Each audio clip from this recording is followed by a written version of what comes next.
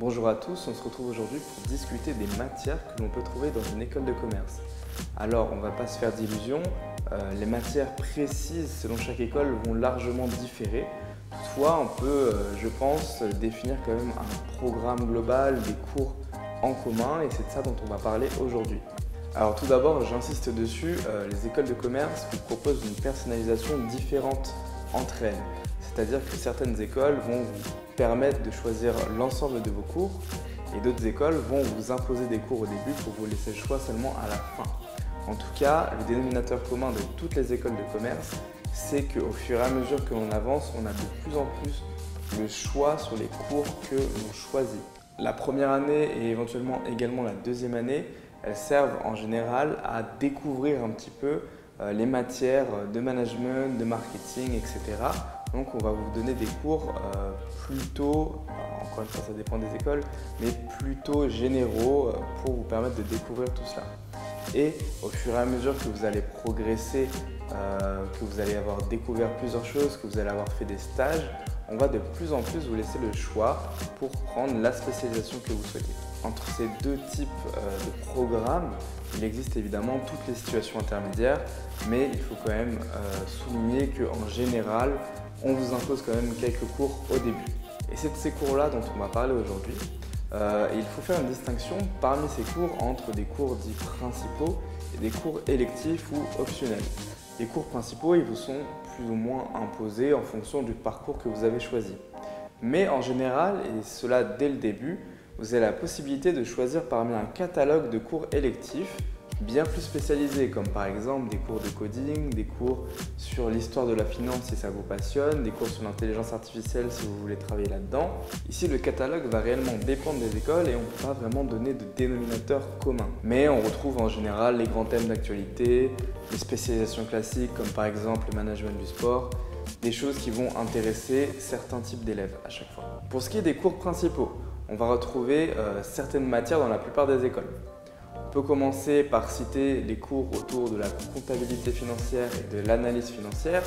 En général, c'est une découverte d'écoles de commerce, ce type de cours. Certains aiment beaucoup moins. Mais en tout cas, ces cours ont le mérite d'être les plus riches en contenu et ils ont le mérite d'apporter des notions très utiles pour comprendre le monde de l'entreprise. On va également retrouver le classique cours de marketing dont c'est bien connu, la qualité peut être réellement variable selon l'école ou le professeur. Le risque de ces cours, évidemment, c'est bien connu, c'est qu'ils sont parfois remplis de concepts assez vagues ou alors des banalités. Mais il faut quand même souligner que le marketing peut comporter des aspects très intéressants. Et il y a une partie du cours du marketing qui est aussi très mathématique et qui se concentre largement sur l'utilisation d'outils très pratiques dans le monde de l'entreprise, donc c'est des cours qui peuvent être également très intéressants.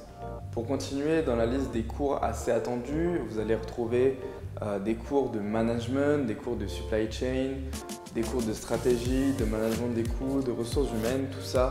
Évidemment que votre école va vous le donner parce que c'est réellement la base et beaucoup d'entre vous seront amenés à utiliser ce type de connaissances. Toutefois, il y a toute une liste de cours qui sont quand même beaucoup moins connus, à commencer par exemple par le droit.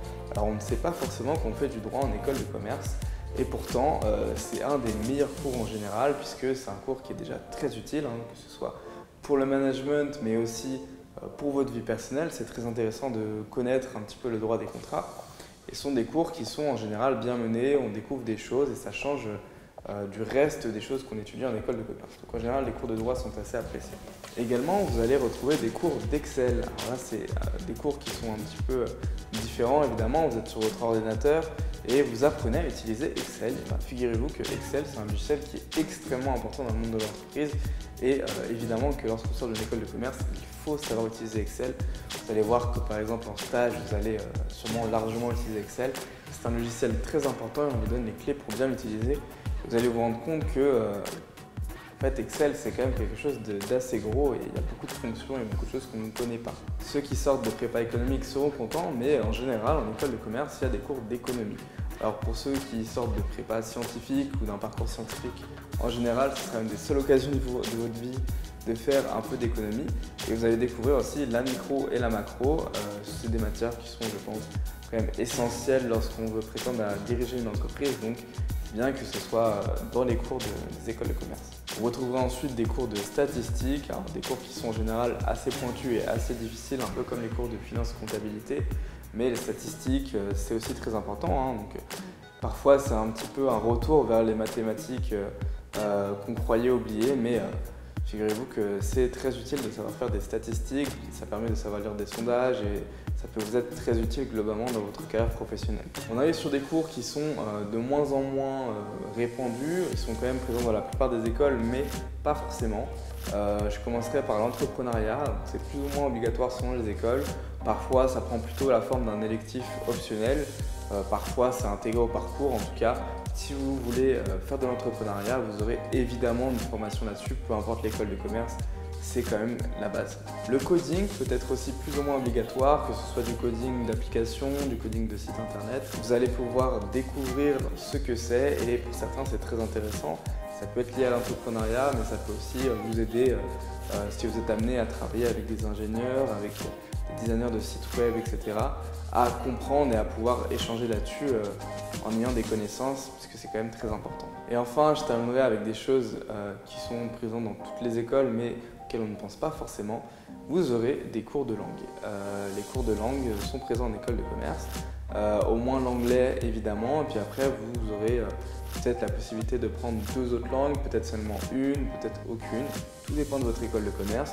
Ça peut être l'occasion de vous lancer dans une nouvelle langue, par exemple il y en a qui se lancent dans le japonais ou dans le russe en école de commerce, donc en général c'est possible et voilà, ça peut vous permettre d'ajouter peut-être cette ligne sur votre CV ou de découvrir une autre culture.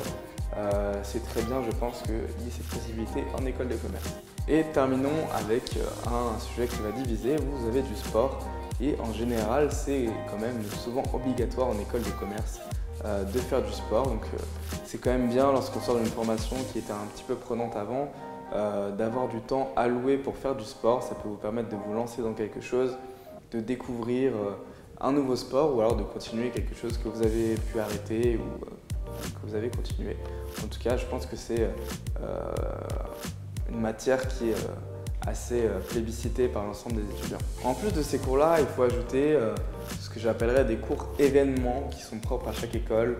Ça peut être un séminaire avec une école militaire, ça peut être réaliser un projet de recherche sociale, ça peut être lancer une start-up en 48 heures. Chaque école invente ses propres cours événements et là, je ne vais pas pouvoir vous aider puisque tout dépend de l'école dans laquelle vous serez.